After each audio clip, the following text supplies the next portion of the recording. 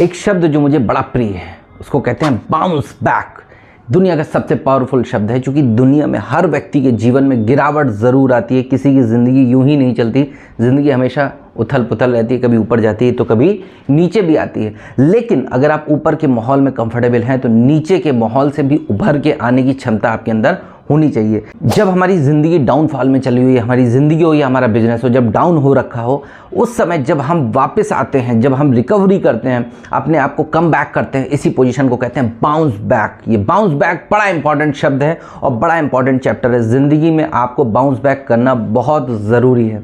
परिस्थितियाँ कैसी भी हों, आपको उन परिस्थितियों से निपट के वापस आना ही पड़ेगा। एक चींटी जब अपनी सीधी चाल पे चल रही हो, आप उसके सामने एक माचिस की तीली रख दीजिए, उसके लिए वो बहुत बड़ी चीज़ है माचिस की तीली। आप देखेंगे चींटी रुकती नहीं है। जैसे ही उसको वो अड़चन पता चलती है, वो लेफ्ट से या राइट से अपना रास्ता बना के ज़रूर निकल लेती है। आप उसके आगे अगली हैडल रख दीजिए, वो अगला रास्ता बना के निकल ही जाती है। तो बाउंस बैक करना बड़ा ज़रूरी होता है। बाउंस बैक आप एक और पक्षी जिसको आप सब लोग जानते हैं बाज के नाम से, जी हम बात कर रहा हूँ ईगल की। ईगल की एक विशेष कहानी है जिसको मैं आपको बताऊंगा। इससे आपको पता चलेगा बाउंस बैक कितना ज़रूरी चीज़ है और कैसे किया जाता है बाउंस बैक। एक ईगल जिसकी उम्र होती है 70 साल, जी हाँ 70 साल एक ईगल जीता है। जब वो अपनी आधी उम्र जी लेता है, उसके साथ एक बड़ी शारीरिक पैनिक सिचुएशन जनरेट होती है। चोंच जिससे वो शिकार कर रहा होता है, वो चोंच उसकी बैंड हो जाती है, जिसकी वजह से वो शिकार नहीं कर पाता है। वो पंजे जिनसे वो शिकार करता है, उसके नाखून मुड़ जाते हैं, उन नाखूनों से वो चीज़ों को पकड़ नहीं सकता है। उसके पंख जिनसे वो ऊंची उड़ान उड़ता है, वो पंख भारी होकर उसके सीने से चिपक जाते हैं, जिसकी वजह से वो ऊंची उड़ान नहीं भर पाता है। वो सिचुएशन ऐसी होती है कि बाज पक्षी कुछ भी नहीं कर सकता है। वो अपने लिए एक शिकार तक नहीं ढूंढ सकता है, ना ऊंची उड़ान उड़ सकता है। उस समय कोई भी उसको अटैक करके घायल कर सकता है। ऐसी सिचुएशन में सामान्यतः कोई भी व्यक्ति हो या फिर कोई भी पशु पक्षी हो, वो सरेंडर कर देता है और अपने आप को मरना सन स्थिति में छोड़ देता है। लेकिन प्रकृति ये सिखाती है कि बाज ऐसा नहीं करता। बाज को ऐसे ही पक्षियों का राजा नहीं कहा जाता। बाज ऐसा नहीं करता है। बाज क्या करता है, वो अपने एरिया की सबसे ऊंची चोटी पे जाके बैठ जाता है और उस ऊंची चोटी पे जाके सबसे पहले वो क्या काम करता है, सबसे पहले वो अपने पंजों को चट्टान से रगड़ रगड़ के तोड़ देता है। इससे उसको बहुत कष्ट होता है, बहुत तकलीफ होती है, बड़ा खून निकलता है, लेकिन वो उन सारे नाखूनों को अपने तोड़ देता है। अपनी चोंच जिससे वो शिकार करता था, जो कि अब बैंड हो चुकी है और वो किसी काम की नहीं रह गई, उस चोंच को वो पत्थर पे रगड़ के मार मार के तोड़ देता है। बड़ा खून निकलता है, बड़ा पैनिक सिचुएशन होती है। लेकिन 6 महीने तक इंतज़ार करने के बाद उस बाज के फिर से नए नाखून निकल के आते हैं, नई चोंच निकल के आ जाती है और अब उस नई चोंच की मदद से बाज अपने ही शरीर से उन भारी पंखों को एक एक करके नोचना शुरू कर देता है और नोच के बाहर फेंक देता है। ये भी बड़ा पीड़ादायक प्रोसेस होता है।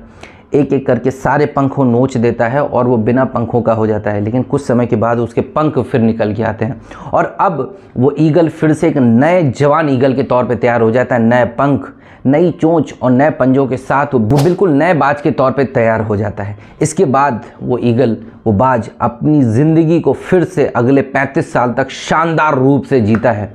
ध्यान दीजिए, 6 महीने पहले जब वो बाज पूरी तरह से मजबूर हो चुका था, किसी काम का नहीं रह गया था, उसका शरीर ना वो शिकार कर सकता था, ना वो उड़ सकता था, ना वो पकड़ सकता था चीज़ों को, वही बाज बाउंस बैक करता है। कष्टदायक पीड़ादायक सिचुएशन से होके गुजरता है, खुद को पनिशमेंट देता है, खुद के लिए कठोर परिस्थितियां पैदा करता है, लेकिन बाउंस बैक करके वो अपने आप को एक शानदार जीवन के लिए तैयार करता है। हम मनुष्य हैं, हमारे साथ भी नेगेटिव सिचुएशन होती हैं। उन नेगेटिव सिचुएशन में पैनिक होने की बजाय, दुखद होने की बजाय, सरेंडर होने की बजाय, ईश्वर के भरोसे बैठने की बजाय हमें बाउंस बैक करना चाहिए। जब आपके दिन अच्छे हों तो आप अगर 8 घंटे काम कर रहे हो, दिन खराब चल रहे हो तो आपको 11 घंटे 12 घंटे काम करना चाहिए। अपने एफर्ट्स बढ़ा दीजिए। ध्यान रखिए, हर शाम का सवेरा होता ही होता है, हर अमावस के बाद सूरज निकलता ही निकलता है। जिस तरह प्रकृति हमको बाउंस बैक करना सिखाती है, हम मनुष्य हैं, हमारे पास भगवान ने सोचने समझने की क्षमता दी है। हमको उस क्षमताओं का इस्तेमाल करना चाहिए और बाउंस बैक करना चाहिए।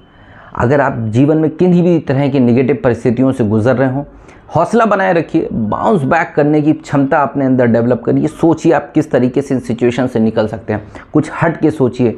अपने आइडियल जो आपके बिजनेस रोल मॉडल हों या आपके जीवन में जो रोल मॉडल हों, सोचिए अगर वो इस सिचुएशन में होते तो कैसे निकलते। हमेशा ईश्वर अगर 10 रास्ते बंद करता है तो एक ना एक रास्ता खुला छोड़ता ही छोड़ता है। उस एक रास्ते की तलाश करिए, अपने काम के घंटों को बढ़ा दीजिए, अपनी काम करने के तरीकों को बदल दीजिए, नए तरीकों को अपनाइए, टेक्नोलॉजी को सीखिए या जो कुछ आप कर सकते हो अपने जीवन में बाउंस बैक करने के लिए करिए। लेकिन कभी भी थक के हार के मत बैठिए। ध्यान रखिए, जब भी आप परेशान हो, आप निगेटिव सिचुएशन में हो, बाउंस बैक करने के लिए स्टेप बैक करिए, यानी एक कदम पीछे जाइए और फॉरवर्ड होइए, आगे बढ़िए। राइट? तो do not sit back to relax, bounce back करिए और आगे बढ़िए। इसी तरह की और बढ़िया ज्ञानवर्धक बातें मैं आपके लिए सीखने के लिए लेके आता रहूँगा। हमारे चैनल के साथ जुड़े रहिए और चैनल को सब्सक्राइब करिए और कमेंट करके ज़रूर बताइएगा बाज के बारे में ऐसी रोचक जानकारी कि आपके पास पहले थी। और यदि आपका कोई बाउंस बैक का एग्जाम्पल हो तो ज़रूर हमारे साथ कमेंट बॉक्स में शेयर करिए। मैं आपके कमेंट्स के प्रतीक्षा में रहूँगा। इस चैनल को अपना प्यार देने के लिए और हमारे साथ जुड़े रहने के लिए नमस्कार, जय हिंद।